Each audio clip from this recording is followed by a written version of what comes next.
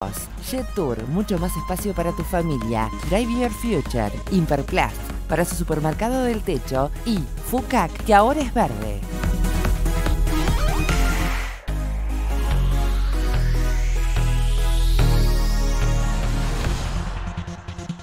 Presenta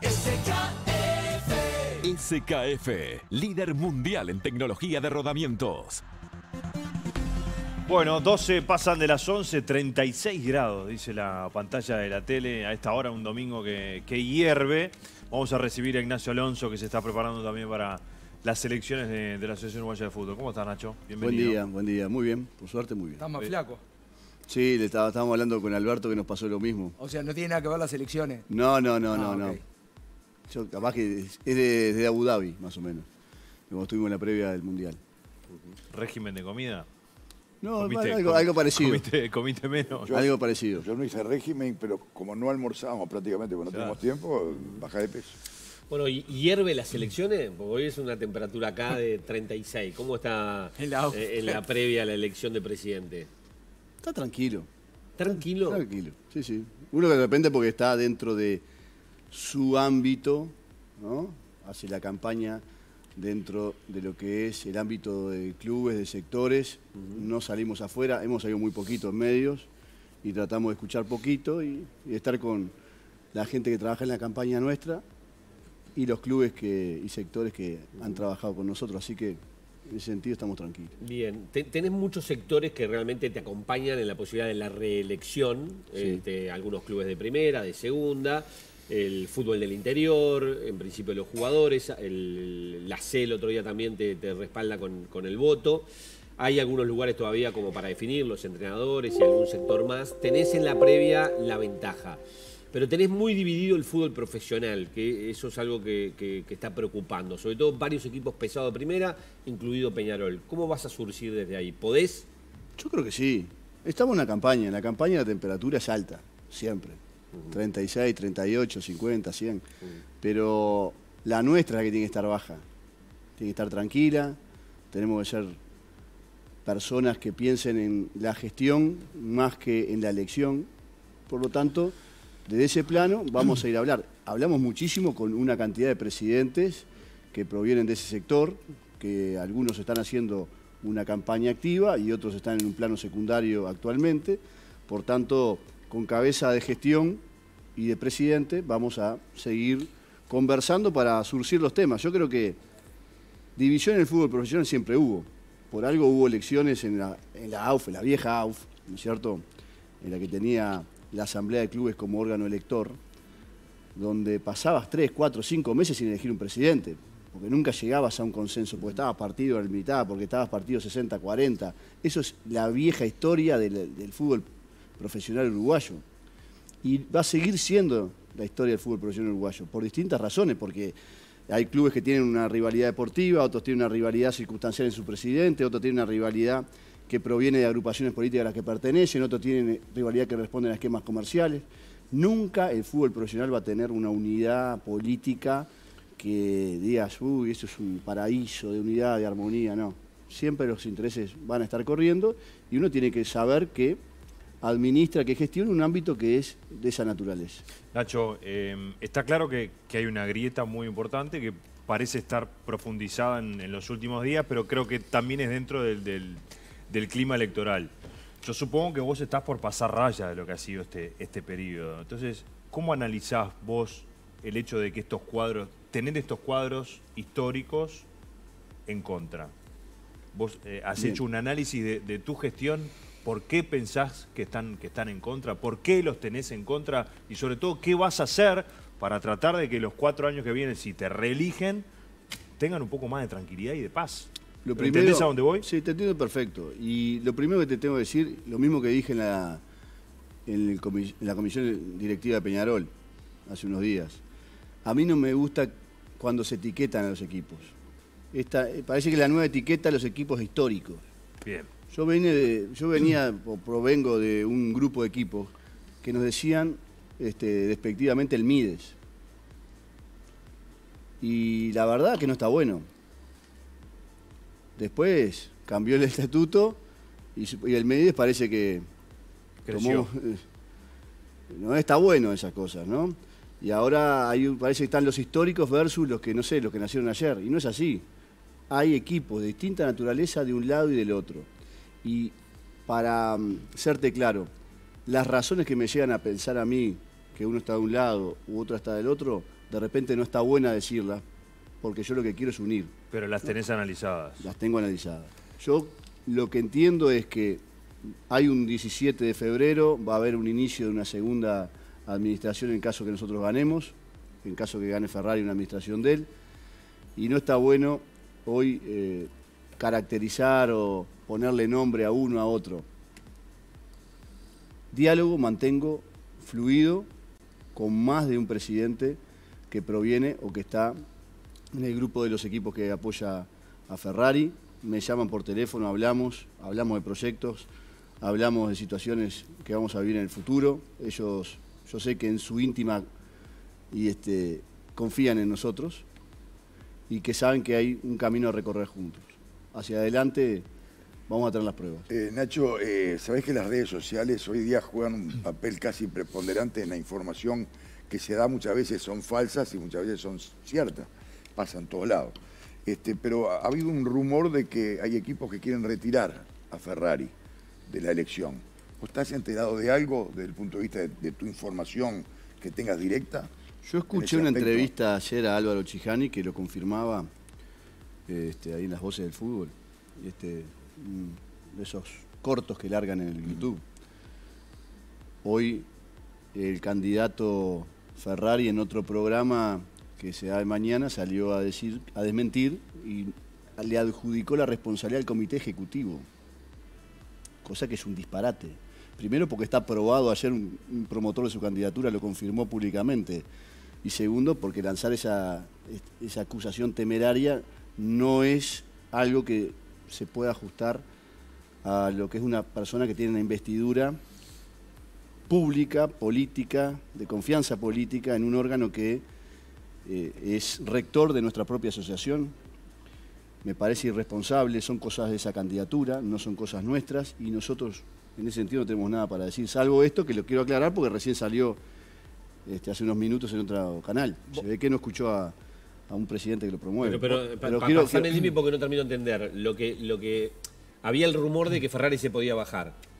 Un rumor que estaba. A raíz de algunas irregularidades que él entendía se estaban dando, por ejemplo, estos 3 equipos del fútbol femenino que se iban a inscribir y iban a tener la chance de votar, lo que pasó con la C y algún aspecto más que, de hecho, el viernes sobre las primeras horas de la tarde hicieron una carta los equipos que están del lado de Ferrari o que postularon a Ferrari como presidente, argumentando algunos aspectos por los cuales entendían ellos que hay ciertas irregularidades en lo previo a esta elección. Bueno, nosotros entendemos que es absolutamente falso, que son estratagemas de una candidatura que no ha podido captar más votos de las firmas que ha presentado, que sabía que en algunas horas hacia adelante no iba a tener la posibilidad de ganar la elección en la Divisional C,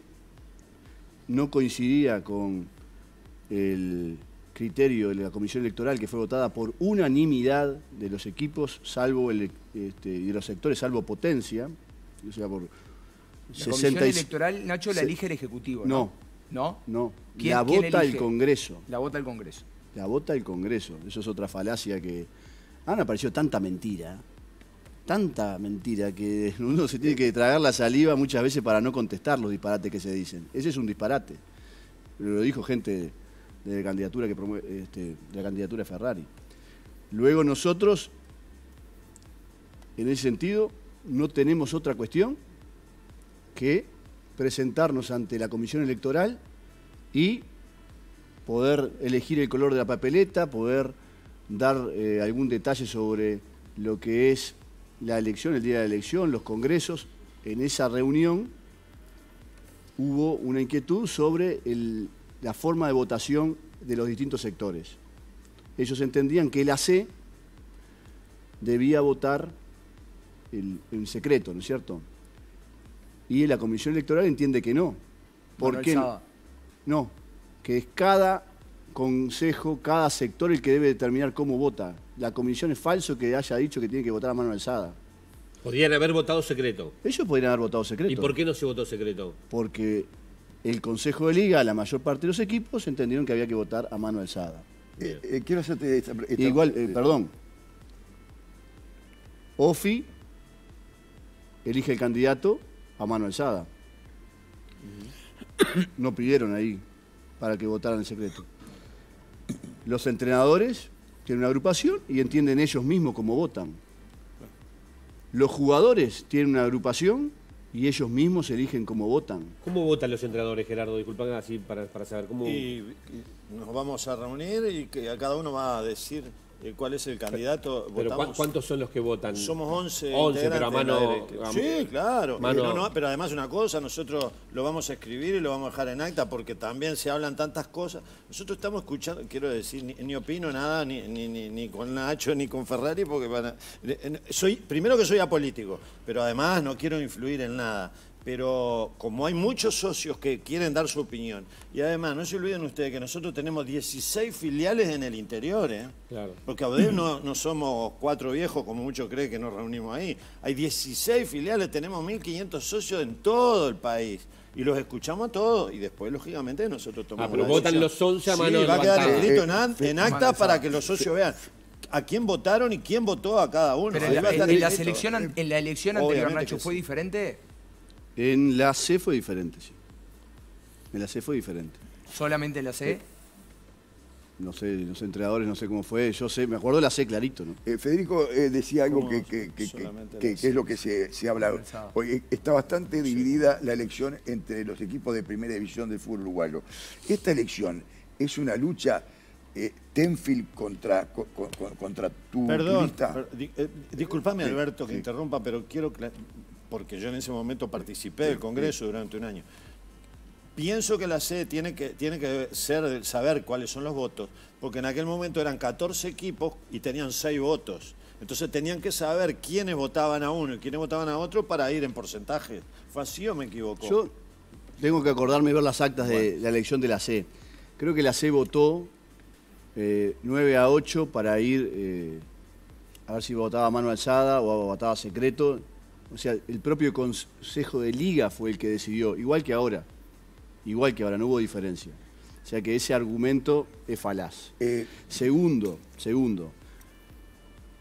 yo entiendo, igual que lo que opinan varios integrantes del Congreso, que no tiene sentido que el presidente de la Asociación Uruguaya de Fútbol sea votado en voto secreto.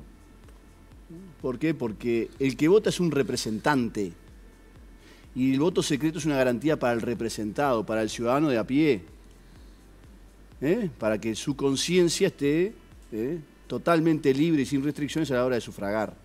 Luego, cuando se vota a un representante, el representante tiene que dar la cara y mostrarle a su representado que cumplió con el mandato. Por eso, nosotros, en este caso, por ejemplo, para razonar por el absurdo, si la C votaba secreto y como surgió 12-10 a favor de mi candidatura, nadie sabía qué había votado. ¿Con qué criterio se asignaban los delegados al Congreso? Conociendo el paño, muchos que no me votaban a mí, porque iban a decir, no, yo voté a Alonso, yo quiero ir a votar. Eso pasa. Digo, yo he visto elecciones. Yo he visto votaciones con voto secreto, donde me vino a abrazar gente diciéndome que me había votado y yo sé que no me había votado.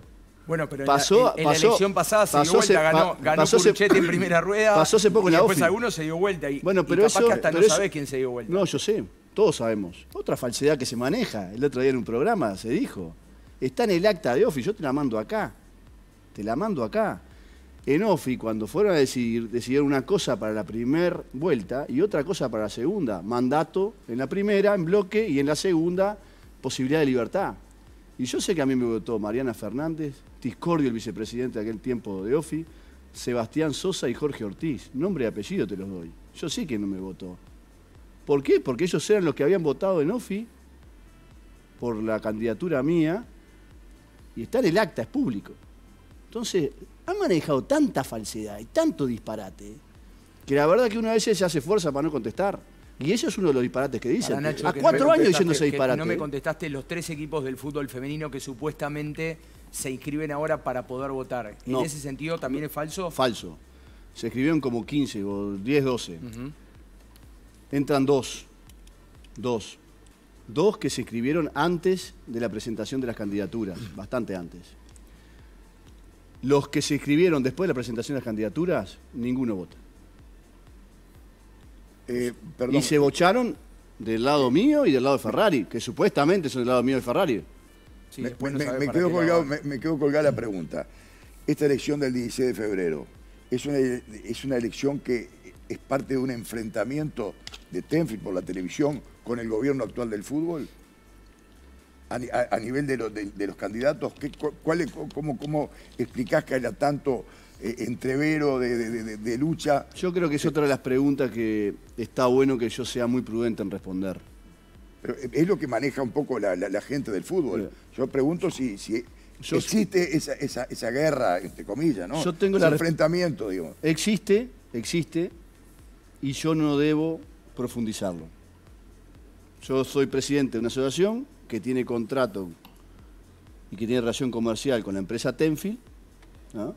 Que he sido muy duro y muy firme en plantarme en posiciones comerciales, que he sido muy duro y muy firme en cuestionar la injerencia comercial en asuntos políticos, pero que sé que si soy electo presidente, la semana siguiente, la otra semana, tengo que volver a tener una relación comercial y tengo la responsabilidad también de ser parte de un proceso de renovación eventual de un contrato de televisión, que es parte fundamental de sostener el fútbol profesional. Entonces, yo prefiero algunas cuestiones ser muy prudente en la respuesta. Que la gente lo evalúe, que vea dónde está uno, dónde está otro, que vea el historial, y eso se responde solo. Uno de los grandes temas de discusión es la liga profesional, que te achacan que este ejecutivo no quiere la liga profesional en su creación, que varios de estos clubes que Alberto marca, bueno, están, sobre todo los profesionales o los históricos como se maneja, vamos a hablar de Peñarol, Liverpool, River, Wander, Danubio, Defensor Sporting, Cerro Largo, quieren la creación de la liga profesional y que vos no la has reconocido. Vos lo que no reconoces son estas autoridades, las que ellos crearon, o cómo es el tema. Nosotros, o los estatutos que se crearon. Desde el 21 de agosto del desde el 17 de agosto del 2021, decimos lo mismo y hemos comunicado lo mismo a las instituciones y a la opinión pública. Lo que se votó en el Consejo del Fútbol Profesional no reúne las condiciones para ser considerado por la Asociación Uruguaya de Fútbol como la liga que está prevista en el artículo 17 del estatuto. Eso es clarísimo. De ahí a decir que nosotros no queremos la creación de una liga profesional, hay un paso grande. Nosotros lo dijimos en el último Consejo de Liga. La posición del Ejecutivo es abierta para que se traiga un proyecto con el consenso de todas las instituciones profesionales de creación de una liga o de formación de un esquema interno en la AUF con autonomías ampliadas, con autonomías firmes, para que el fútbol profesional tenga un escudo, ¿no? Y para que el fútbol profesional tenga un estamento mucho más autónomo, como es el espíritu que hoy rige a partir del nuevo estatuto. Eso lo dijimos. Lo que sucede es que durante 4 años, ya de 2019, un grupo de clubes presentó, 5 o 6 clubes, capaz que un poquito más, 7, 8, presentó un proyecto de creación de la liga, porque ellos fundaban una liga, y que era lo que estaba en el artículo 17 del estatuto. Se presentó al Ministerio de Economía y Cultura. Los rechazaron. Que casualmente están del mismo lado de la posición cercana política que promueve la empresa de televisión. Pero ahora se aprobó, ¿no, Nacho? Lo aprobó el Ministerio de Educación y Cultura y lo aprobó la Senada el otro día. No. Te contesto y vuelvo al hilo. Lo que el Ministerio de Educación y Cultura aprobó es la personería jurídica de esa asociación civil. pero lo dice claramente que esa asociación civil no es la misma del artículo 17 del estatuto, lo dice claramente, está la letra, el documento, porque los clubes no son los mismos, incluso algunos clubes rechazaron la creación de esa liga, entonces hasta que no tenga la misma integración no tiene la identidad del artículo 17 y no puede cumplir la función del artículo 17. Y en segunda condición, la tiene que reconocer la AUF. La liga no está operativa ni cerca, ni siquiera es lo que dice el artículo 17. Por más que tenga personería jurídica. Bueno, nosotros podemos armar una personalidad jurídica y creamos una liga. Pero eso no quiere decir que nosotros mañana seamos... Que sea avalada por la AUF. No puede organizar torneos, no puede organizar campeonatos, no es. Y lo que hizo el otro día la Secretaría de Deporte, es claro en la letra, es inscribirla en el registro de entidades deportivas, nada más que eso. No está reconocida por la Secretaría de Deporte.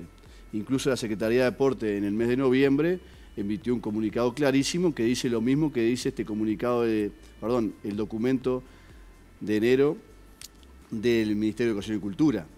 Por tanto, no hay dos interpretaciones en ese punto. Pero vuelvo, en la creación de la liga, durante el siglo XXI, se procesó de una forma mucho más cercana a lo que está previsto en el estatuto.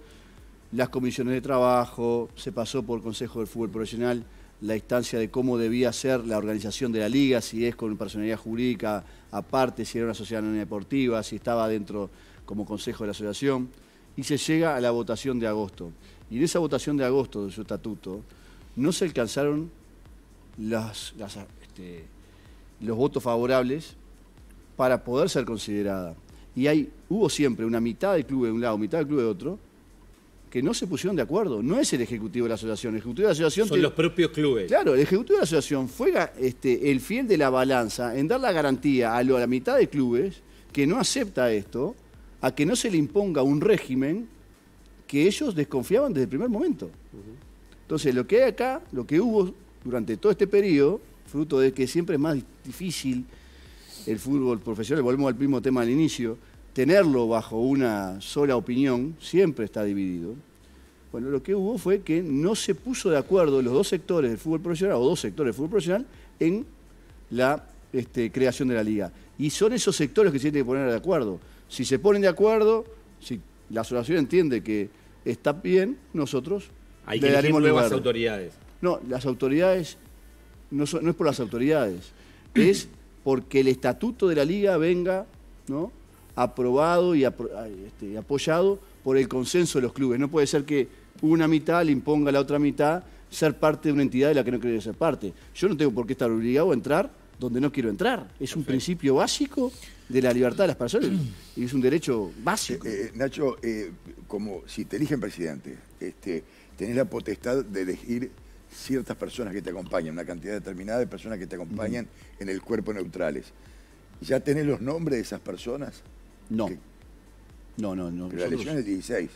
No, pero lo que sucede es que cuando uno es electo presidente tiene un plazo para notificarse y a partir de esa notificación se disparan los plazos para la elección de los distintos sectores, los representantes de los distintos sectores. Antes sí, era electo presidente, sí. Bueno, fue electo Wilmar Valdés y a los 5 o 6 días hábiles, 5 días hábiles creo que era, elegía los 4 compañeros de su ejecutivo y lo presentaba a la asamblea en aquel tiempo. Ahora no es así. Era mucho más presidencialista que él. ¿Y ahora él elegía los de su estricta confianza, ¿y ahora? ¿Cierto? O confianza política o confianza personal, o de acuerdo a los acuerdos políticos. Ahora es diferente. Ahora tú sos electo presidente, te notificás y surge un plazo para llamar a los consejos. Y en esos consejos se elige el representante amateur, el representante del fútbol profesional y el representante de los grupos de interés. Nosotros, una vez que tengamos el resultado de esos 3 congresos, que hay uno que se va a dar que ya es más claro, que es el de los grupos amateur, que va a ir el señor Mosegui. Cuando tengamos esos nombres vamos a decir nuestros 3 nombres, los únicos 3 que podemos poner nosotros en los 7 que son propuestos por el presidente. ¿Pero ya tenés los nombres de esos 3? No. Tengo un bosquejo, pero... ¿De entre esos 3 son los que te sugiere Nacional y Peñarol? Dentro de esos 3, en mi administración actual, están los que sugirieron Nacional Y el en la femenino, próxima yo acepté, ¿no? si te Y el toca- cargo femenino. Y el cargo- Entre esos 3, ¿qué elegís tú? Bueno, lo que dice el estatuto es que tiene que haber una mujer. Es cuota de género más que representante del fútbol femenino. De repente, dentro de los 3 electos por los congresos, Aparece una mujer y tú no estás obligado a poner una mujer. Capaz que pones una mujer por convicción. Por ejemplo, yo puse una mujer, que fue Andrea Lanfranco, que la puse no por género, sino por su trabajo, por su capacidad. Claro. Porque hay mujeres con mucha capacidad en el fútbol, no solamente Andrea. Pero también hay que tomar en consideración eso. ¿Podés repetir, digamos, aquellas personas que fueron electas por vos? Sí, puedo repetir. Bueno, hay uno que va a cambiar, que es H, que ya anunció que pero- no sigue, ¿no? Exacto. Pero ahí tenés que esperar que Nacional te diga, es fulano de tal, por más que es Vox Populi, que Pero va a ser está, Balbi. está el caso de Casales, este, por ejemplo, que no es Nacional ni Peñarol. Pero ahí lo Pero elige el Casales fútbol fue electo, profesional. Fue electo. Claro. Fue electo. Yo con mucho gusto No, a Jorge le hubiera sugerido, lo hubiera propuesto, pero Jorge en aquel tiempo, no sé si se acuerdan, iba a una elección en defensor, que fue posterior a la elección mía Es verdad. en la Asociación Uruguaya de Fútbol. Creo que fue el otro domingo, Correcto. con el doctor Castillo. Nacho, voy a un tema mucho más jodido. En la semana, Álvaro Chijane, representante de Fénix, declaró que vos sos una persona corrupta porque cobrás. Y aparte dijo que el sillón de la Asociación Uruguaya de Fútbol da poder y que en un par de elecciones puede haber hasta un muerto. Entonces te pregunto, ¿hablaste con él? No he hablado todavía, pero la verdad que yo tengo buena relación con Álvaro. Yo creo que... Menos mal. Sí, el calor de la campaña creo que le ha hecho decir cosas que no debió decir. Yo quiero tener una charla personal, yo tengo mucho respeto por él. Tengo incluso algún episodio de mi vida política y personal que me hace respetarlo mucho más aún. Y creo que vamos a tener una charla para aclarar este tema. Obviamente yo voy a defender mi honor donde corresponda, pero quiero hablar con él. Bien.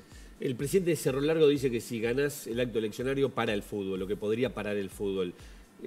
¿Cómo se toman ese tipo de amenazas? Porque acá hay que, bueno, debería ser democrático el ganar o perder, y Claro. que si gana Ferrari el campeonato siga.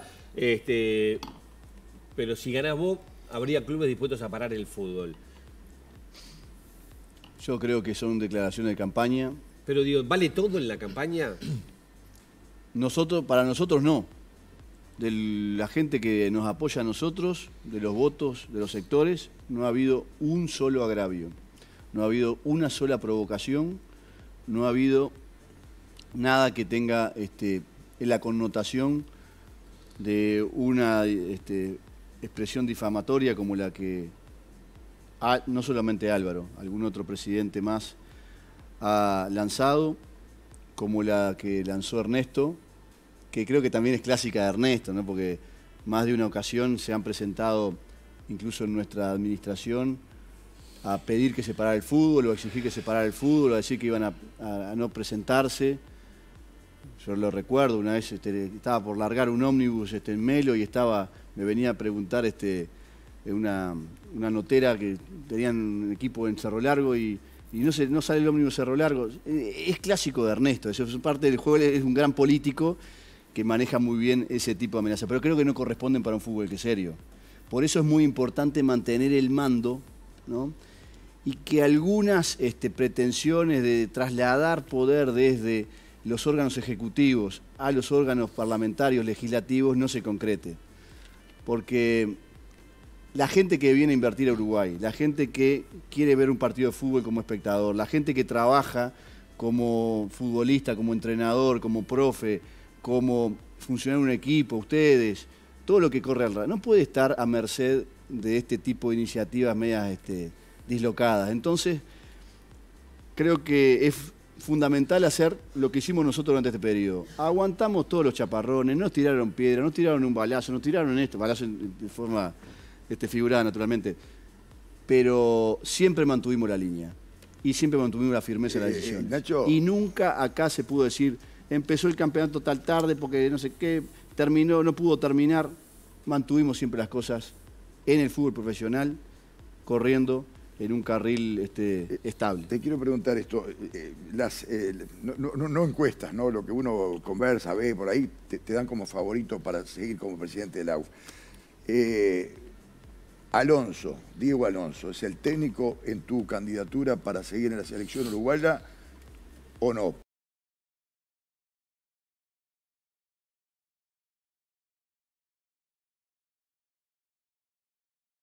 Caso de la selección en el Campeonato del Mundo. ¿Para vos es el técnico en tu candidatura de la selección uruguaya? Sí, yo he tenido charlas con Alonso desde el Mundial, ¿no?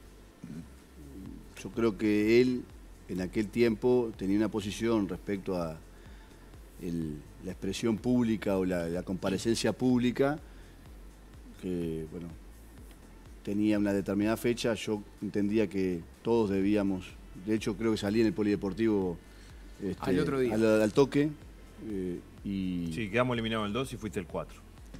creo que nosotros como responsables, los que somos responsables de las cosas, tenemos que dar la cara. Pepa, yo te estoy preguntando por el técnico, ¿no? Eso en cuanto a las expresiones públicas. Luego sobre el futuro entrenador, nosotros en aquel momento teníamos el deadline ahí, la espada de Damocles de la eliminatoria, ¿no es cierto? Y la eliminatoria empezaba en marzo. A los pocos días, las pocas semanas, todos supimos que la eliminatoria no empezaba en marzo. Entonces, ya el apuro, la urgencia pasó de moda, no tenía ya influencia en esto. Entonces, lo que determinamos es, vamos a esperar la elección, vamos a ver quiénes son los nuevos integrantes del Ejecutivo, quién es el nuevo presidente, y ahí se toma la decisión sanamente. Ahora se va a elegir en septiembre. Hay selecciones muy fuertes que se han tomado un tiempo para reflexionar sobre este Pero, caso. ¿le pediste a Alonso que hablara? Mi postura era que el técnico debía hablar. Él ya no tenía contrato con Pero nosotros. estaba condicionado a que vos lo elijas No. como presidente. Tenés que hablar y sos un candidato. Si no hablas, no estás explicándole a la gente. No, yo hablé personalmente con él. Yo tenía esa postura, ¿no? No era una condición. No era una condición. Ahora, Nacho, ¿sentís que la postura de Diego cambió una vez terminado el Campeonato del Mundo, que él tenía una postura con respecto a su futuro, que era un más no seguir que sí, y ahora es un más sí que no? ¿Sentís que ha cambiado en este último tiempo? Hay cosas que he hablado con él que prefiero mantenerlas, pero lo que te digo que Diego tiene una capacidad como entrenador muy grande. Es un gran entrenador. Nadie lo discute. Es un tipo bárbaro. Es alguien que le dio todas las horas de su vida desde que asumió el 1 de enero, o antes incluso, cuando hizo la gira en Europa con cada uno de los jugadores para trasladarle su idea, para traerle la confianza. Creo que nosotros tenemos ahí un gran capital. Nosotros, digo, el fútbol uruguayo, en la figura de Diego. No nos fue bien en el Mundial, nadie está conforme, al contrario, todos estamos dolidos. Estuvimos muy dolidos después del Campeonato del Mundo. Él, primero que nadie, los futbolistas, primero que nadie, nosotros como representantes de lo que es el fútbol uruguayo. Pero eso no hace que nosotros descartemos todo lo bueno que hizo Diego. Por eso Diego sigue siendo, si estamos nosotros como presidente de la Asociación Uruguaya de Fútbol, El candidato. un candidato de fierro. Luego sí, podrán haber otras Pero opciones, pero más allá de que sea tu candidato de fierro, vos sentís, porque del otro lado también tiene que haber ese ida y vuelta, vos sentís que Diego está convencido ahora de querer seguir siendo el técnico de Uruguay, cosa que no estaba convencido hace un par de meses atrás. Bueno, por eso tendrías que preguntárselo a él. Por eso te decía, hay cosas de la charla que he tenido con él que por un tema interno, un tema de confianza personal, nosotros las tenemos que mantener en reserva. Pero sí, después las interpretaciones se harán públicamente. Sí creo que él es un gran candidato para ser técnico de la selección. Habrá otros, Ferrari puede tener otro, integrantes del Ejecutivo nuevo podrán tener otro, lo conversaremos, las circunstancias cambian también. Si la eliminatoria empezaba en marzo, era una cosa, ahora en septiembre es otra cosa. ¿Quién se tiene que llevar los galones de haber elegido a Broly y al Ruso Pérez? ¿Giordano? Mirá, Jorge es un gran profesional, un gran profesional. Y el mecanismo de elección de los cuerpos técnicos se dio de una forma, entiendo yo, muy interesante. Sugerida entre Jorge, Giordano, el comité ejecutivo. Nosotros designamos ahí a Jorge Casales y Matías Pérez, que son los que durante todo este tiempo estuvieron cerca de las elecciones. Hay un trabajo que se hizo, pero acá hay que mirar un poquito más atrás. Acá hay que mirar cuando nosotros estuvimos en la pandemia, el trabajo que se hizo para volver todo el fútbol a entrenar, a jugar, a competir, cuando en otros países de Sudamérica no se pudo hacer eso. Nosotros armamos una mesa de trabajo que estaban todos los grupos integrados, profesionales, entrenadores, jugadores, los árbitros, y dispusimos una estrategia para volver. En esa estrategia estaba que tenía que volver sí o sí el fútbol juvenil, a entrenar y a jugar. Y creo que eso dio resultado. No se perdieron las generaciones como en otros lugares durante un año o más de un año no compitieron. Ese es el primer punto fuerte del proceso. El segundo es que los cuerpos técnicos siguieron luego entrenando. El primero que volvió fue el fútbol femenino, la selección de fútbol femenino. A los 15 días volvieron las selecciones de fútbol juvenil y en octubre volvió la selección mayor. Quiere decir que nunca paró el proceso de selecciones. Hubo cambios, sí, sobre el final del 2021, con los contratos vencidos. 2 entrenadores fueron sustituidos por otros 2. Ahí vino la designación de Broly, pero hubo un trabajo muy lindo que había hecho Gustavo Ferreira durante 2 o 3 años, que también es parte de este proceso. Hay mérito indiscutible de Jorge Giordano en la conceptualización de las selecciones nacionales. Hay un cambio, hay una reforma en esa selección, una reestructura, hay áreas de trabajo que hoy se han superpuesto a lo que eran antiguamente lo que serían los cuerpos técnicos estancos. Hay una forma diferente de organizarse abajo. Y Diego Alonso entrenó muchísimo a esta selección. Sí, Darío Rodríguez también. Y quiero ser muy justo. Diego, Darío, el profe Gesto como director del departamento físico de las selecciones nacionales, trabajó muchísimo. Es decir, hay una nueva concepción de trabajo ahí abajo. Y cuando terminó el campeonato uruguayo, todos estos pibes con los cuerpos técnicos al complejo celeste a trabajar. Full time. Y hoy se nota eso. Una pregunta, pero straight to the point, al punto, ¿no? La multa que la FIFA, dentro de esa sanción que fue bastante más leve de lo que se esperaba, le dio a Uruguay por último partido en el Campeonato del Mundo, ¿la pagan los jugadores o la paga la Asociación Uruguaya de Fútbol? No sé, la verdad, eso es el abogado que no sé, hay que ver los antecedentes, pero la verdad que no lo sé. Nacho, si ganás el jueves y después están esos días que decís que establece el estatuto, que si tomás el cargo, ¿cuánto tiempo después nombrás al entrenador de la selección? Sea Diego Alonso u otro. La idea es en marzo avanzar sobre el punto. ¿Y quién dirige o sea, los partidos de marzo? que con Japón y Corea ya esté el técnico full time. Podría ser. O un interino. Podría ser. Hoy todo tiende a que sea un interino. Todo tiende a que en marzo dirige un interino. Exacto. Que ese interino puede ser, por ejemplo, Marcelo Broly. Veremos. Creo que hay también partido de sub-20. Nosotros, por suerte, clasificamos al Mundial sub-20. ¿Ya hay agenda? Ya hay agenda. Tendremos ahí la coordinación que hace la gerencia deportiva a cargo de Ananía. La 20 va a tener ventanas, una ventana, por ejemplo, de preparación como tiene la mayor. ¿Está estipulado en el calendario FIFA eso? No está estipulado en el calendario FIFA, pero sí nosotros queremos prepararnos. Y además de la mejor manera. Queremos que las selecciones tengan un continuo, permanente, sin parates. Bien. Y además estamos agregando nuevas categorías de selecciones juveniles y estamos yendo hacia abajo. Estamos conversando hace mucho tiempo con ONFI para poder llegar con las selecciones nacionales a edades mucho más tempranas como se hace en otras partes del mundo. Que creo ahí que está todo el proyecto de AUF Impulsa, ¿no? Ahí está todo el proyecto de lo que es y la academia. La academia, pero digo, va más allá de eso, ¿no? Sí, sí. Vamos a acercarnos a la generación del futbolista, a la formación desde mucho más temprano.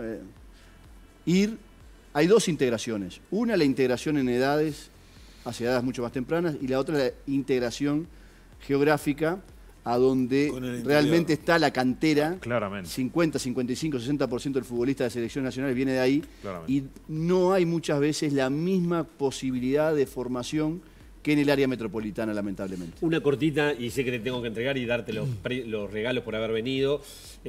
Mucho se critica que solo Uruguay, cuando lo intervinieron, tiene este congreso. ¿Por qué los demás países? Y la Conmebol de alguna manera metió el peso para que Uruguay tuviera un congreso de esta característica, donde perdió fuerza los clubes profesionales y donde aparecieron los grupos de interés, la opinión de los jugadores, de los técnicos, la de los árbitros, la del fútbol de interior, la del fútbol amateur. ¿Por qué en el resto de América no pasa o pasa? Bueno, está buena la pregunta. Yo lo tengo claro. Hay un informe hace un mes que sacó el CIES. Hay que leer mucho en estas cosas, que es el Centro de Investigación Económica y Social de la FIFA, que describe la gobernanza de las 32 selecciones mundialistas, las selecciones top las del 32 mundo, que fueron al Mundial. que por suerte Uruguay está ahí. ¿Y cuál es la gobernanza de las asociaciones que sustentan esas elecciones? En 17 de 32, el esquema tiene a los jugadores, a los entrenadores y a los árbitros dentro de los órganos de decisión. Entonces, la mayoría de las elecciones y de las asociaciones que tienen esas elecciones, que son top, tienen el esquema que tiene Uruguay.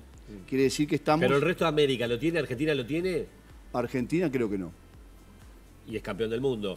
Pero ¿y la Conmebol le metió el peso como la FIFA lo intervino... ¿Y por qué no antes lo tiene? que Uruguay, ¿Y por qué no después lo del tienen? 38 ¿Por qué no lo 38? tienen? Porque era supuestamente cuando surgió el Congreso acá, iba a ser una obligación que Para todo lo todos. demás lo tenían que tener acá en América. No, eso no sé quién lo dijo. No sé si lo dijo, no sé quién lo habrá manejado. Yo... Pero no- somos no los únicos acá en recuerdo- América. no recuerdo- ¿Brasil tiene este sistema también? Brasil, no sé cómo es el sistema de Brasil, pero Brasil tiene federaciones estaduales, que es una federación de federaciones estaduales, una confederación que tiene representación todas las federaciones estaduales. Y esas federaciones tienen esquema de gobernanza mucho más cercanos a lo que yo estoy describiendo que a lo que se maneja... La de San Pablo, por ejemplo, te digo lo que sé. Sí. La de San Pablo, por ejemplo, te digo que sí, porque de hecho el vicepresidente de la Era Federación Paulista es Mauro Silva, exfutbolista. Y candidato... Vicepresidente. Vicepresidente de la Liga Paulista y candidato a la CBF. Candidato a la CBF. Te lo Un adelanto. tipo hiper mega preparado, ¿no?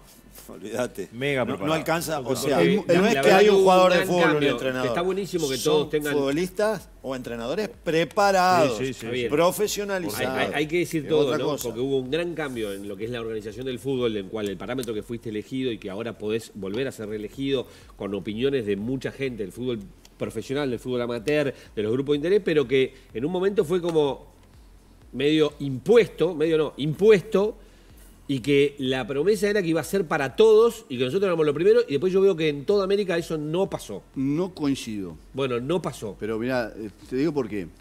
Primero porque no fue impuesto. Porque vos no imponés algo que empezás en el 2011 y lo terminás en el 2019. Eso no es imponer algo. Segundo, Uruguay tenía la peor gobernanza del mundo. Era un grupo de 16 clubes de la primera división que mandaban sobre todo el fútbol uruguayo, que imponían las reglas que regían las transferencias entre una liga del interior con la de Montevideo, las transferencias de futbolistas del Uruguay hacia afuera, que imponían las reglas de juego de todo el fútbol uruguayo. Eso era lo peor que había. Estaba identificado como la peor gobernanza del mundo. Y además tenía el grave riesgo, al ser una liga que regiera todo el fútbol uruguayo, una liga prácticamente metropolitana, que esa liga tuviera influencias externas de los aspectos comerciales que las vinculaban.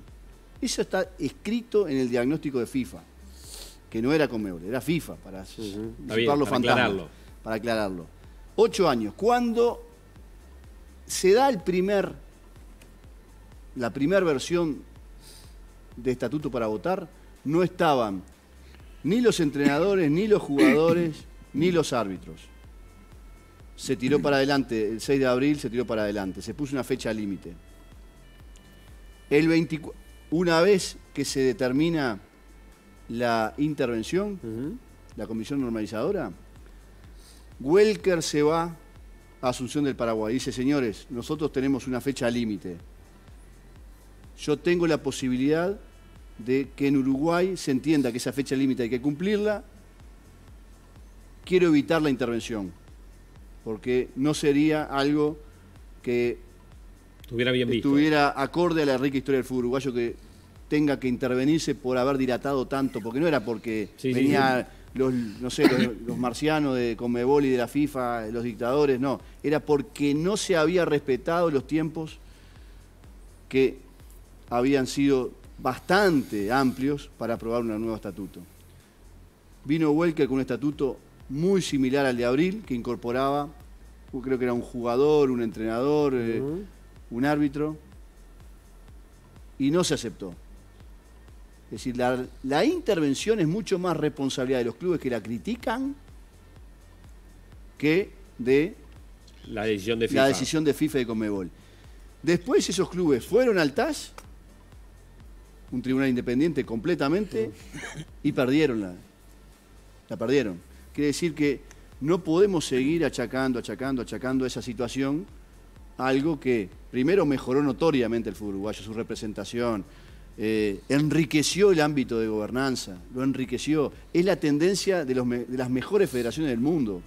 No podemos seguir pateando contra eso y queriendo volver a algo del siglo XIX prácticamente. Bien, vale la precisión y está bueno la aclaración, porque era uno de los puntos que realmente se pone en tela de juicio sobre lo que ha sido, bueno, un cambio en la matriz del gobierno de la Asociación Uruguaya de Fútbol después de lo que fue la última elección, ¿no? Después de la intervención, cuando llega y finalmente se termina aprobando este nuevo estatuto que hoy tiene a todos los grupos de interés adentro. ¿Hay regalos para el presidente?